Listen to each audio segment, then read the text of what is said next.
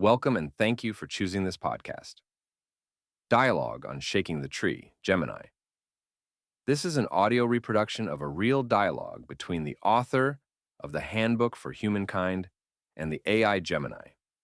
The male voice is the pen pusher, and the female voice is Gemini AI. I might explore the phenomena of celebrity that has become so prominent this past century and examine it especially where it creates individual wealth in excess of what any individual might be entitled to extract for themselves. I would want to anchor this phenomena to a wisdom. To those bestowed with much, much is expected. That is a profound angle for an exploration. You're touching on a modern paradox. We live in an era where individual human capital can be leveraged globally through technology, generating unprecedented, astronomical wealth for single entertainers, athletes, or influencers. Anchoring this critique to the ancient wisdom, often known as the Lucan principle, to whom much is given, much will be required, provides a powerful ethical lens. If you are structuring this into an essay, book chapter, or research project, here is a thematic framework that maps out how celebrity wealth accumulates, why it often crosses an ethical line, and how that ancient wisdom applies today. 1. The mechanics of excess extraction. To critique the wealth, it helps to first explain how it happened. Over the past century, celebrity wealth shifted from comfortable upper-class incomes to multi-billion-dollar empires. The economics of the superstar. Economist Sherwin Rosen wrote about this in 1981. In the past, a great singer could only perform for a room of hundreds. Today, digital reproduction and global broadcast networks mean one singer can perform for billions simultaneously. The cost of replication is near zero, so the top 1% of talent extracts nearly 100% of the market share. The shift from talent to brand. Modern celebrity wealth rarely comes from a salary or a contract alone, like a movie paycheck or an athletic salary. It comes from equity ownership, celebrities using their fame as free marketing to launch makeup lines, alcohol brands, or clothing labels. They aren't just being paid for labour, they are extracting value from a global ecosystem of attention. 2. Defining the ethical boundary. What is excess? Your exploration hinges on the phrase in excess of what any individual might be entitled to extract. This is where philosophy meets economics. You can analyse this through two main lenses. The infrastructure of fame. No celebrity succeeds in a vacuum. A pop star relies on streaming infrastructure, road networks for tours, copyright laws protected by the state, and the attention/disposable income of millions of working class people. When a celebrity extracts billions, are they fairly compensating the societal scaffolding that made them possible? The labour disconnect. Is it ethically justifiable for a person who records a 15-second video or kicks a ball to earn more in a day than a paediatric surgeon or a school teacher earns in a lifetime? You can examine how our societal valuation of entertainment has completely decoupled from our valuation of essential human survival. 3.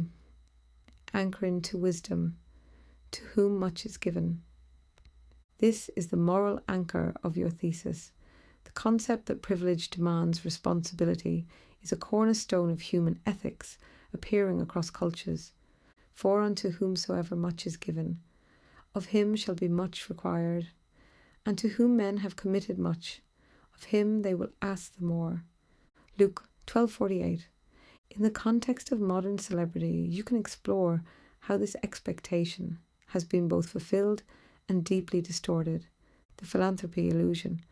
Many celebrities practice performative charity, donating a fraction of a percent of their net worth for massive tax write-offs and public relations boosts.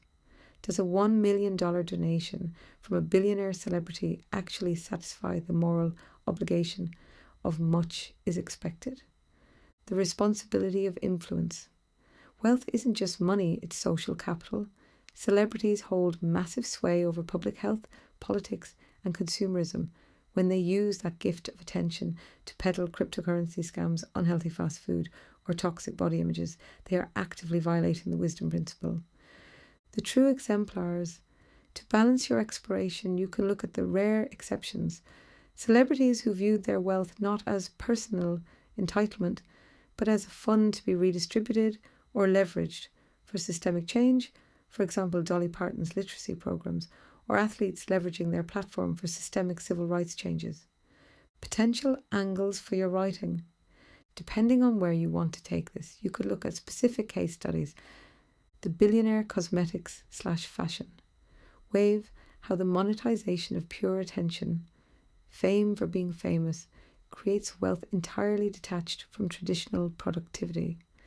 The algorithmic celebrity, how tech platforms artificially inflate individual fame to generate ad revenue, making the celebrity a co-conspirator in a system that mines human attention for profit. Ethics is the societal substrate. Language and category provide permission to separate it from economics and law. That is a profound distinction, and hitting on it exposes the exact mechanism by which modern society rationalizes this massive extraction of wealth. By treating ethics, economics, and law as three entirely separate academic departments or categories, we give ourselves permission to allow things that are economically legal but ethically hollow. In reality, they are deeply interconnected, with ethics serving as the foundational floor, the illusion of three silos. When we separate these categories using language, we create loopholes for human behaviour. Here is how that fragmentation works to protect the ultra-wealthy and the celebrity class. Ethics. The societal substrate/ground truth. Categorical separation via language. Economics. What the market bears. Law. What is permissible. One law as an incomplete reflection. Law is not the source of morality. It is merely a lagging, codified subset of it. When a society treats the law as the maximum standard of behaviour rather than the minimum, ethics dissolves. The loophole. A celebrity using a tax haven or exploiting an intellectual property loophole to accumulate $1 billion can say, "Everything I did was 100% legal." The reality. The language of legality is used as a shield to bypass the ethical question, is it right? 2. Economics and the amoral market. Modern economics loves to pretend it is a hard science, like physics, governed by cold, unfeeling laws of supply and demand. By dressing economics in the language of math and algorithms, it claims to be value neutral. The loophole. If millions of people willingly hand over $10 to a celebrity brand, economics says, value was fairly exchanged. The market has spoken. The reality. This language completely obscures the psychological manipulation, the algorithmic amplification, and the massive societal scaffolding, public infrastructure, internet grids, legal protections that allowed that exchange to happen in the first place, re-anchoring the substrate. If ethics is the substrate, then economics and law are supposed to be expressions of it, not escape hatches from it. When we look at the wisdom of to whom much is given, much is expected, it isn't a soft optional piece of advice to be filed away under charity while the real work happens in law and finance. It is an engineering requirement for a stable civilization. If the economic and legal systems allow an individual to extract wealth infinitely without a corresponding obligation back to the substrate eventually cracks. In your exploration, exposing this linguistic separation, showing how we use categories to give ourselves permission to ignore the foundation, could be the very core of your critique. As with most of our dialogues, a place is arrived at where the intended subject is brought to the point where it is deconstructed enough to leave anyone looking and feeling that the tree has been shook well enough for fruit to drop out. For this one, it is here. Bye. There is a distinct satisfaction in shaking the tree until the branches are clear and the core truth sits plainly on the ground. We have stripped away the artificial boundaries of language, law, and economics to expose the ethical substrate underneath. The fruit is ready for the harvesting. Until the next dialogue, safe travels on the writing. Thank you for listening all the way through. I hope you enjoyed it. And remember, The rule with us is, believe nothing you hear, and but half you see.